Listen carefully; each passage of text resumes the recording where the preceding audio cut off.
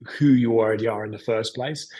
When people go, they've got rich and now they're an absolute dick. I'm like, do you know what? They were a dick in the first instance. Like they 1000%. always were. You just see it more now. And it's money and alcohol do the same thing. They just bring out the real person. As you say that, I find myself looking back at your shelving. Yeah. What are you going to have on there when you've got the jet? It's going to be interesting. I want you to come back on the show and show us, yeah, if you don't mind. Yeah, yeah, that's absolutely fine. So so that's kind of it really. And I think that what money does is it facilitates you Absolutely. being able to do what you want to do. And in business, it's absolutely a tool. You know, for if we take on one of the properties that we own, it had no heating.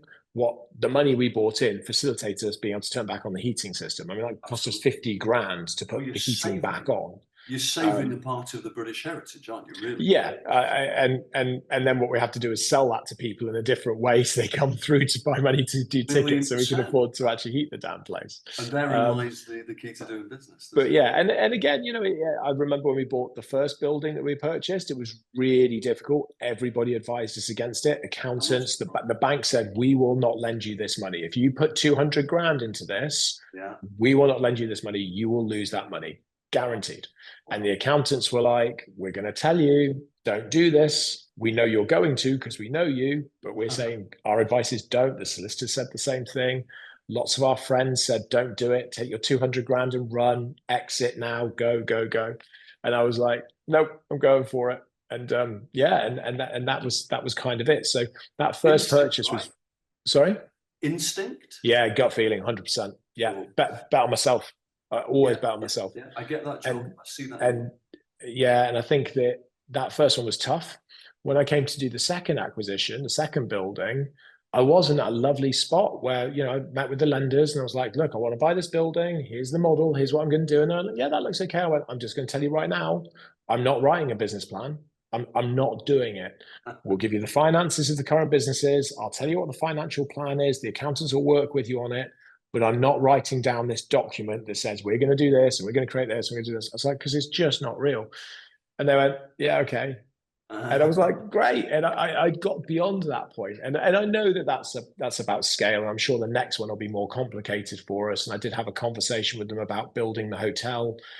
And that was a real hit in the face again, because their position on building the hotel was very different to my thought process on building the hotel. Yeah. So that's going to be an interesting one. But what that's done is it's not forced me, but it's encouraged me to pivot and look at a different way to finance building our hotel. Yeah. So everybody watching or listening will be, running small businesses of some description, right? You said several things that are monumental for everybody there, Joel. One I want to just pick out, please, and highlight the photograph on the phone. Yeah, so my Cove jet. A goal-driven CEO. A CEO that openly admits to having financial objectives in his own life. Mm-hmm. Again, what is wrong with that? The answer is absolutely nothing. And I just want to say to everybody watching, take a leaf out of Joel's book, because you've got to want it. You've got to have a why. You've got to have a reason. Sorry to be cliched, but they do. Yeah. I just think that's fantastic, Joel, that you're prepared to nail your goal to the mast there and say, this is what I'm aiming for. I'm sure there's many, many other interesting things as well. I like the fact you're visualizing it as well. It's very clever psychological tactic. A question for you. How do you understand calculated risk before you take it or you choose not to take it? I suspect you take more than you don't. But what process do you go through to understand it? Is there a format, or are you very instinctive? How does it work for you? I'm really instinctive, and then the people that support it are far more formatted. So if we take, for example, an acquisition, I love looking at companies that are going or have gone into administration. I hate the fact they've gone to that position. That's always really bad. The reason why I look at that is because I always go, is there an opportunity here for us to acquire that company Yeah. and to get it going again, and to try and get it right. Yeah. So that's always something I look at. So whenever I look at an acquisition or an administration or something along those lines, I'm driven fundamentally by three core, I guess you could call them values, but by three core things. One is that we have to be able to add value to it. So whatever the business is, we have to be able to bring this value to help it move forward, to help it grow. Second is it has to be financially viable. Even if it's not at the moment, we have to see a model where viability will kick in. There has to be that commerciality aspect somewhere. Yeah. And the third thing is we have to be able to enjoy it. We have to look at it. I look at it and go, that's cool. It's a prison. Yeah, well, just anything. And I always use the analogy of a laundrette. Years ago, when I first moved to Shrewsbury, because I thought I was only going to be in Shrewsbury for a year. I thought, we had an agreement with the developer to open it as a pop-up tourist attraction for 12 months. And my plan was, right, I'll run it for 12 months. I'll get myself out of this debt, and then I'll have a clean sheet, and then we can kind of go do whatever we like, really. Yeah. We can start again from zero. That was it. 12-month reset, start from zero. The reset actually took 4 years. Well, it took 3 years as opposed to one, but went on. So at the time I was looking at different businesses, thinking different ideas. I was living in the prison because I couldn't afford not to. I couldn't afford to stay anywhere else. So I was living in the prison. And I took my clothes down to the local laundrette in Shrewsbury. And there was a big for sale sign out of it. And I sat in the laundrette waiting for my clothes going, why don't I buy a laundry? Can I buy this? And I was like, and it wasn't expensive. I can't remember what it was, 50 odd K or something, which is huge when you don't have it. Of course. And I was like, but does that work? I never get, nothing ever acts as a barrier for me. I'm sure we'll talk about that.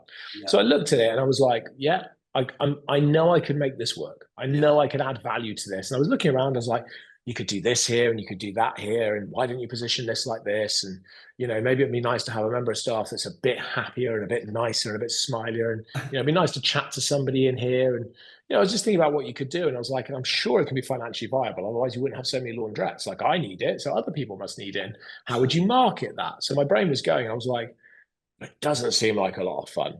I was like, it doesn't seem like fun. So from an investment, a commerciality perspective, it's probably sound, but it just doesn't feel like a lot of fun. Yeah. And those are the three things that I look at first and foremost. And then obviously as we go into it, there's a lot more due diligence that goes in behind the scenes with, where businesses actually are and what's going on. And I look at the same thing whenever I look at anybody doing anything, that my first probably port of call is, does that look like fun? Is that cool? Because I want to enjoy what I do. You know what? So I can't resist it. You've said that you don't like planning. Yeah, that's probably fair. I'm not sure I use those words, but yeah, that's probably a good. It's often a subject that's discussed in this podcast. Yeah. Because usually people don't like planning. When they're cut from the same piece of cloth or a similar piece of cloth as you. Yeah. But it's interesting that listening to you talk, Joel, you're an absolute planning addict, but it's all done in your head. It seems to me that you're planning it out very thoroughly, but it's just the process of putting it on paper or digitally that you're not connecting with, or not. I base, again, I work on 3s, 5s and 7s generally. So I work on that world: vision, innovation and execution. And that's across the website. That's kind of how I try and run our businesses: is we have vision, we have innovation, we have execution. And depending on what level you are as an employee, depends on how much percentage of your time is spent in one of those three areas or across those areas. Now, I'm really good at vision, so I can tell you exactly how I think the hotel should look and what level the hotel should provide. So when you walk into the hotel in Shrewsbury, what level of service you should get, when you turn left, where you're going to end up, when you go up in the lift, what the roof terrace will look like, what we can offer up there, the types of people that will come and visit, the demographics. I can do the same thing with the restaurant downstairs. I know how the blend will work between the attractions and everything like that. So I've got all of that vision. I can see it just crystal clear as I can see you there. Perfect. And then I know there's tons of innovation we can put into that to make the building carbon neutral. I know there's loads of innovation we can bring in about utilizing, the way we build the spa, the way we build the restaurant. I know that we can do some really cool stuff operationally. So if you've never been to the restaurant before, we'll give you a certain color napkin, and then on your second visit, we'll give you a different color, and that would flag to the staff how often you've been, and we'll use a retention system built by like napkin colors. Nice. So I know how we can do all that. I can do, but I don't enjoy it, is the execution piece. Sure, sure. And that's actually the hard job. I mean, it's really easy to have a vision. Everyone has 100 ideas every day. I That's don't think pretty so. straightforward. It's not Um, easy to have a vision like you have now. yeah, So you've got I people think, around you that do the execution piece, right, Joe? yeah, well, that's it. You know, building people around you to do the execution. I think one of the things that's taken me a long time to learn, you know, probably a decade, is to employ people that are strong where you're weak. Yeah, And that goes a against a great lot of message. people's grain, because you don't want to employ somebody that's going to be better than you. But ultimately, that's what you should be doing, is employing people Absolutely. that are better than you. Yeah, And I think that's been a challenge, and also recognizing that no one else is going to have the passion for it that I do. No one else is going to put the work in that I do, but then nobody else is going to reap the rewards or the benefits in and the way that I do. on that note, let's shift our discussion thread Yeah. to time. Mm-hmm. So you mentioned before the podcast began that you've just hired a personal assistant, An exec assistant, yeah.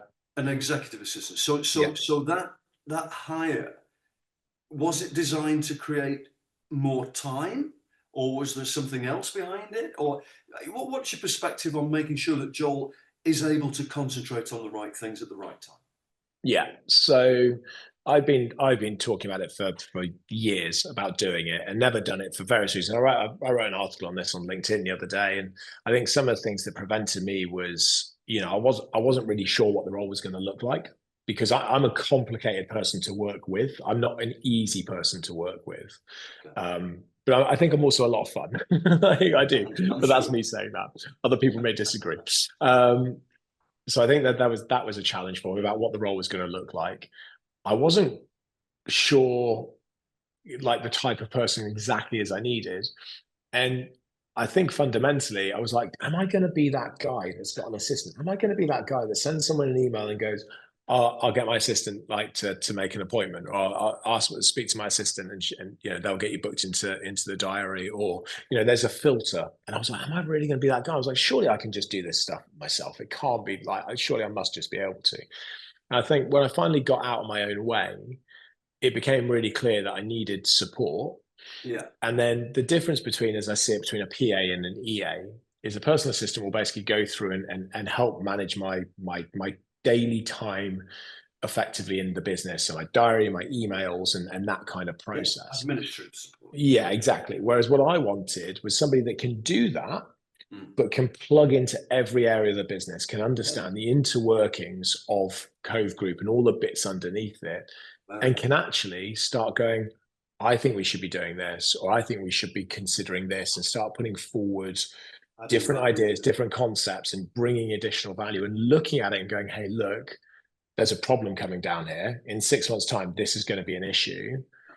And flagging it's the first thing, and then trying to find solutions to solve it before it becomes a big problem. And what I wanted was somebody that effectively is kind of like, when I advertised, I was like, it's like being the CEO without the pressure of the CEO.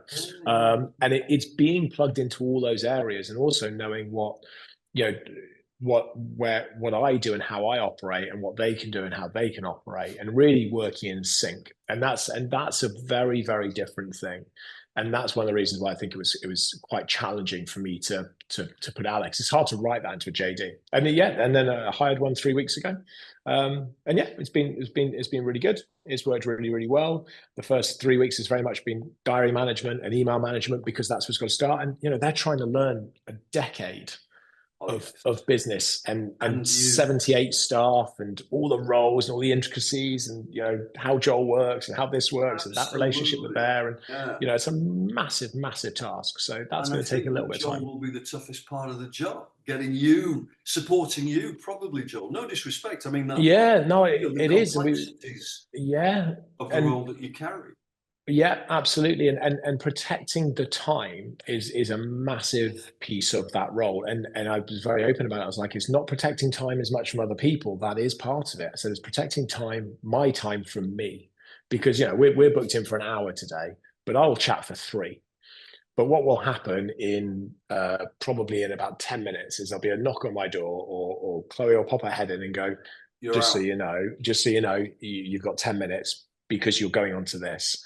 And Exactly. that is a massive difference. And our organization is already seeing the benefits of that. because I'm getting to things quicker and I'm getting there on time. And I've also got prep time. So I would normally do this on a fly. I would normally just rock up and go, right, let's chat. But actually, I had time booked in on Tuesday at 3 o'clock this week. And I spent half an hour going through everything you'd sent beforehand, thinking about different stuff so I could give you more of my time on the day. And that has had a huge impact. So yeah, there's a lot of value in there for sure. I Well should have played. done it a decade ago. I'm just going to say, last question on time. What was the catalyst for the hire? When did you go, do you know what? I need to do this. I've been dipping my toe in the water for ages, like sort of meeting people. I've been sort of throwing out on LinkedIn, yeah, I'm going to do this, speak to me. And I was meeting with different people. And even when I met with Chloe, I was like, I'm still not sure. I'm still not quite sure. And then when I met with Chloe, I was like, she's amazing. I was like, I think she'd be great at this. And just like with everybody we hire, as a standard rule, not all the skills are always there and completely developed, but Yeah, it's about the person absolutely. because the skills can be learned. And I was like, this Good this work. is this is this is the right person. I'm Attitude convinced. first. Yeah. And yeah, I was convinced. And I was like, oh, do I really want to hire an assistant? Do I really want to do this? And I was sat there on the evening on Friday. I was like, do I want to do this? Do I not? And it wasn't necessarily a decision about the person. It was a decision about, do I want to do it? I said, oh, I just need to do this. It was so unlike me to be on the fence. I'm look at that and I'm 2 foot in. Like I just jump in. I don't even consider what Yeah. else is going to happen. I So it suspect was that's because of, really, really unusual for me. yeah, I suspect that's because of some, you hinted at it earlier, kind of an identity knot that you had to unravel, Joel. It's quite fascinating that, we often talk about on the podcast that everybody's business is a reflection of themselves. Sometimes Yeah. before you can clamber over something, you've got to look in the mirror and say, wait a second here, am I being the person that I need to be? I love that. Well, I think you're very yeah, honest. I'll segue you nicely onto the next bit. My physio said to me, whilst I was having sports massage the other day, All right. because that's like a counselor as well at the same time.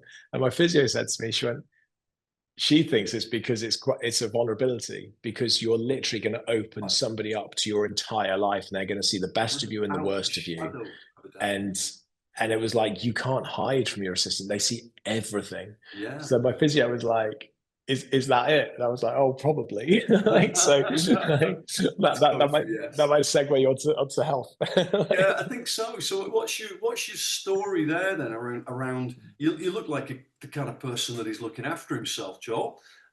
So how do you London waves. Yeah. how do you balance the business, the life? You Yeah. mentioned your wife, your children. How does it work for you? I can't remember what they look like. In fairness, it's been so long since I've seen them. No, it is a balancing act, and again, working on those three things. I always then I talk about this quite openly. Again, I look at so we're talking. You reference it as time. I try and reference the three things in my life is the business, is the family, and is health. And when I talk about health, I talk about full well-being, not just physical health, but mental health and everything that comes with it. Yeah. So those three things, and I don't try and fixate or go, right, I have to spend this much time here and here and here. I accept that at certain points, my business needs more of my attention. And therefore, that's going to swallow up 90% of my time. Yeah. Yeah. Yeah. And sometimes my children need 90% of my attention. And that's going to swallow up my time. Or sometimes my health needs more of my attention. So it literally does balance. But what I try and do is keep a level field. So pretty much every day, not every day, but I would say five days out of 7, Yeah. we will always sit down at the table and have dinner together and potentially play a board game or play some cards. But normally we will have dinner together 5 days a week. So John, we always have that consistency. I think that's a great point there because you're overlapping health and time nicely. That making sure 5 days out of 7 you're making those moments for your family. But Yeah. actually, I want to pop that under the health subject. Yeah, for sure. Because it's for the greater good of the family, you, everybody, mentally, physically, well-being wise, for doing, isn't it? So how do you find time in your busy schedule to exercise and to do? Do you mind me asking that? How do you? What advice would you give to the people watching and listening around taking care of yourself? I mean, it's helpful for me that in my early 20s, I was a gym instructor and was a personal trainer and went through being a class instructor. So because I worked in a gym, therefore I've always generally kept relatively fit and healthy. I've gone through waves, don't get me wrong. But I also know what to train and how to train. So therefore I don't have to necessarily go. We've built a gym at home. So that's a big thing. Yeah. So we have a gym at home. So I literally, it's, 5 yards from my front door. We converted the garage into the gym. So we've got that on the doorstep. My wife tends to train in the morning. She tends to get up at sort of 6 and go to the gym. I like to do it after work. So whatever time it is, I mean, I found myself this week, I've been for a run at 5 o'clock. I've been for a run at 7 o'clock, and I've been for a run at 10:30 in the evening, because it just depends on where I fit it and how it works. And again, I've made a very conscious decision literally in the last 7 days. I was like, I'm struggling because I'm tired and I'm stressed because of what's happening in the business. I was like, I know I'm struggling. I can feel it. I can see it. So I was like, right, I'm going to make a change. Excellent. At 10 o'clock, my screens go down. My phone goes away. I've left my phone downstairs for years. I plug it in downstairs. I don't have it in my bedroom. So I've done that for a number of years as a traditional rule. That's where it goes. And then what I've been doing is at 10 o'clock, I'm like, right, that's it. I'm going to have a cup of fruit tea, for example, and I'm going to go to bed, and I'm going to try and read for 20 minutes, half an hour. And I enjoy reading, but I don't do it a lot. Yeah, it's not really massively my huge thing, but it does help me shut down. So I've been doing that the last 7 days effectively. And I've been feeling much better for it. I've been able to get up slightly earlier. When I'm getting up, I'm more energized and I'm going into it. Now that will happen maybe for the next 10, 20 days. It might continue for the rest of my life. I don't know, sure. But it might just go for the next 20 days, and then that will adjust, and, and something else will happen. So it's kind of doing that, but I do really put a lot into the concept that certainly for me, and I would say for our senior team, and it does impact everybody below, but there's a real importance about keeping people healthy and well, and not just physically, but mentally well. So I go counseling every month. So I go and see a counselor every month. And I see my physio every couple of weeks, just to keep me from falling apart. And I exercise, and I play sport, and I try and have those things outside of work. And I think with the sport side of things, I really enjoy playing cricket. I really enjoy going surfing.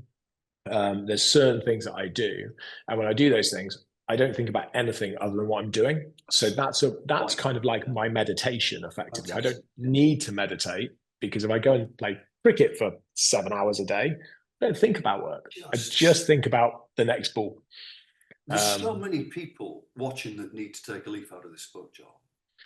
Yeah, I wouldn't copy it too much, Christ. You know what will happen, but yeah, so that's kind of how I try and approach it, and I'm just very practical about it, and I try and do what feels right. And when we come back to finances, that's something that facilitates it. We're in a position where we've been able to build our own gym because financially we've been able to, and actually that makes a difference.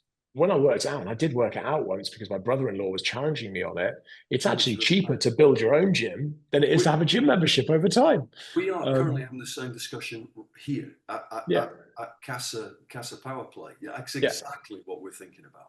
Yeah. So the balance. And I can leave weights out, and no one shouts at me. If I don't put my weights away, no one tells me off. I bet you do. Oh, all the time. I just leave them wherever. No one tells me off. It's great. So the balance of wealth, time, and health in 45 minutes or so of sharing Joel Campbell's story with everybody. And thank you very much for going there. Do you want me to tell you where the company name came from to round it off? Oh yeah, I'd forgotten. Tell us, where did so my first proper company was a health. Surfing. No, it didn't. No, if only. My first proper company was a health company. It was a wellness business, a corporate wellness company, doing tracking devices. And when I first set it up, I needed a website. I needed a mobile, an application. So I knew somebody that I knew personally that built websites. So I was like, hey, look, I need a website. I don't have any money. How would you feel about if we go into this business together? You build the website and this function, I'll do this bit, and then we'll bring those in, and we'll split the percentage.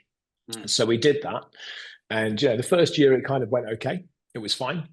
And then the business started to struggle, and then the relationship started to break down. Yeah. Long story short, that relationship broke down horrendously badly. It was awful. It was a really, really bad exit. And again, I talk about it in the book, and there's loads of lessons I learned from that about shareholders agreements and stuff like that. It was horrendous. Yeah. And actually, I could have left that business. There was an offer from a company to buy the business for £1 and to take all of the debt. Yeah. And there was a couple of agreements. One was they were going to buy it for £1 because it was basically a pre-pack administration. So buying it for £1, and I would go and work for them for a year, like on a contract to help embed it into their company and help them to grow that side of their business for the next year. So that was the deal. So, and we were, I think at the time we were about £56,000 into debt as a company. So, and they were willing to take that on. They were like, yeah, and we had the agreements, we had the contracts, solicitors had drawn up. So I spoke to my business partner and I said, hey, look, this is going to fail. This is the problem. Here's our exit. This is the exit. And he was like, well, what do I get out of this? And I was like, well, nothing, because there's nothing to get. But if we don't do this, as the director, that I was the director named on the loans, I was like, I'm going to be saddled with like just over 50 grand's worth of debt, but we don't have to get there. We can do this. And he turned around to me. It's the last time we've ever spoken. And he said to me, I'd rather see you saddled with the debt and walk away without it. And he refused to sign the paperwork. And because of that, we couldn't then pre-pack it out of administration. And the debt then came over to me. And that was the last time we ever spoke. But anyway, so when we first established and we were first setting up the company and we were talking about different names, and I said, look, I've got this vision. This is the first company, but I've got this vision of building this big entity. And he didn't think like that. He wanted sort of small, localized businesses. I was like, no, let's do this. And he was like, okay, cool, let's do it. We were thinking of names for it, just throwing stuff. And I was like, wouldn't it be cool to make something up like Trivago or something like that, had they done it? And I said, well, why don't we use our names? And his name was Love, and my name was Campbell. And Lamble didn't really make a lot of sense, but Cove did. Right. So I bought the URLs. I was like, actually, I quite like that. I was like, Cove. And he's like, oh, I'm not really sure. Like, I'm not really, it doesn't really, sounds like a soap. And I was like, oh, I like that. So I bought Cove and I owned it. So I've owned it for years. And I just sat it in the background. And years later, because it was the Campbell Group originally, and I didn't like it being called the Campbell Group. It didn't feel right for me. I didn't like having it named after me. So I was like, I'm going to change the name. And I went, do you know what? And for years I'd wanted to do it, but I hadn't done it because I felt like, I don't know why. It didn't quite fit for me. I think I was still very angry at him. I think I was still really, really angry. And then, something happened in my life. And I was like, I just don't feel anger towards him anymore. Just don't feel it. And I was like, no, I love Cove Group. I'm going to take it. It's absolutely fine. There's no legal thing in it. It's my company. I built it. I called it. That's how the name idea came up. But it's nothing more than an idea. It's a name. But yeah, I love it. And actually, I quite like the fact that it's grown out of something good has come out of something. I think that was tricky. the silver lining that I was about to reach for. Isn't that interesting that what you're doing today has entirely come from that difficult period that you went through? So what words do I use to summarize Joel Campbell, the CEO that's been on this show with us today? There are some interesting words that spring to mind. I've got resilience. You used that word earlier on. I've got instinctive. You used that word earlier on. Intelligent, agile, creative, entrepreneurial. But there's also something else that's around you, Joel, that's much grittier, and that is that you're smart enough to understand the need for structure, key people that are smarter and better than you in certain areas of your business. You understand and take calculated risks. This has been a really interesting discussion, and I thank you very much for giving us your time. I know you're a busy man. Will you come back one day in the future and tell us more? Because this is probably about 1/10 or 1,000th of what we need to know. So it would be a pleasure if you would, Joel. Yeah, no, absolutely. I'll come back and tell you all about trying to build hotels, because I've not done that before, and we're doing it now. And thank you for those words, because they're a lot nicer than what people normally call me. So it's quite nice. It's quite nice to have those for a change. What's the title of the book? Joel, I spoke to I had somebody that helped me write it, or she wrote it, and I just told her my story and she put it together, and she was amazing in doing that. So she effectively ghost wrote it. we've thrown around different titles. I was just going to go with what's the worst that can happen, because it's just what I tend to say. What's the worst that can happen? Yeah. But I know that we need to put something in that's catchier. I like that I'm driven by the journey. For me, it's not the destination; it's the journey of doing it. That's where I get the enjoyment. Is that day to day. And yeah, so I don't know at the moment. I think we're going to change it. I think we'll probably put something around prisons, because it'll be catchy and it'll stick out on shelves. So people will go, "Oh, that's clever." So it'll be something along those lines. When you've got the title, let's make that the subject of next time. Joel, yeah, no, absolutely.